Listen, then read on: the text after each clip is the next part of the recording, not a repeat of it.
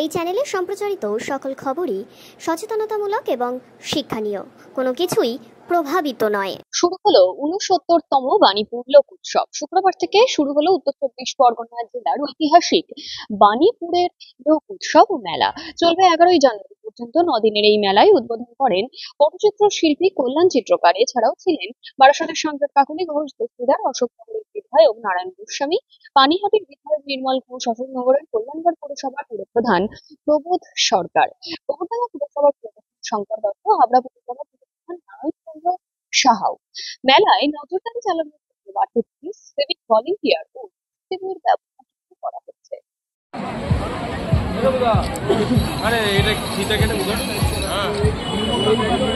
আরে তুই ইসে এত ঢুকছিস কেন? এই চাকা দিদি ভালো কাটাকাটি ভালো ধরো না, ধরো আমরা এই যে আমরা সব আমরা দিদি কাটাকাটি ভাইরা ভাইরা যতই যা হোক, ভাইরা যতই যা হোক দিয়েই চলতে হবে।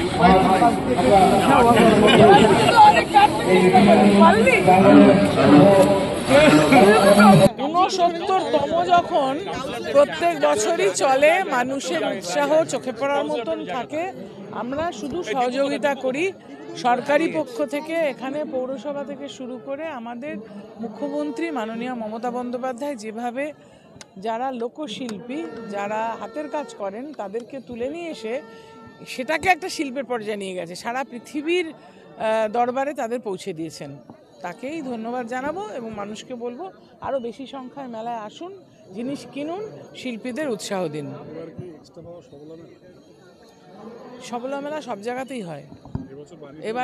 এবারে এখানকার যিনি চেয়ারম্যান তিনি অসম্ভব কান্নাকাটি করছিলেন যে সবলা মেলাটা যাতে এর সঙ্গে হয়, সেই জন্য সবলা মেলাটা এখানে হচ্ছে। ছেলেরা কান্নাকাটি করে, তুমি কান্নাকাটি করনি, বলো যে আমার সবলা মেলা চাই।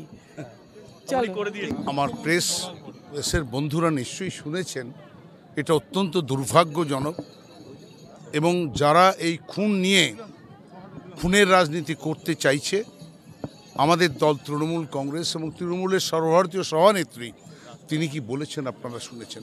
আমরা কখনো খুনকে বরদাস্ত করব না, সে যারাই হোক।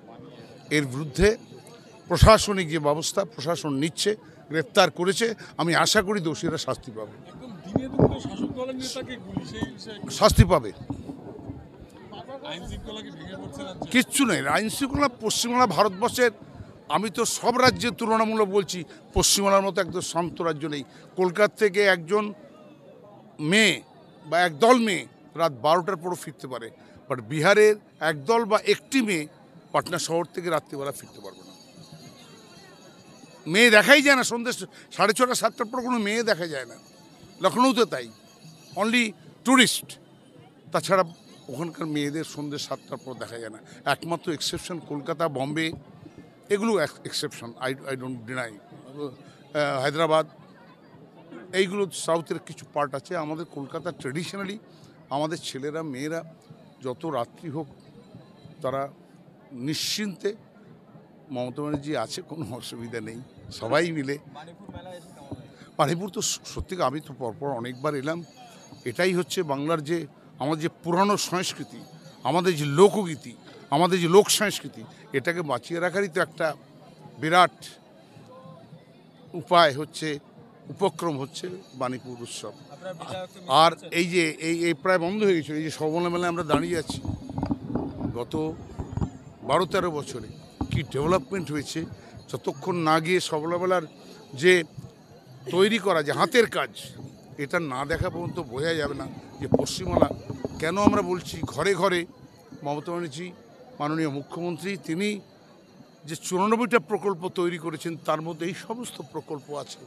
সবলা মেলা, মহিলাকে সশক্তকরণ করা এবং সবাইকে একটা না একটা কাজের মধ্যে রাখা, তা তিনি করছেন। সবলা মেলাতেই এর প্রমাণ।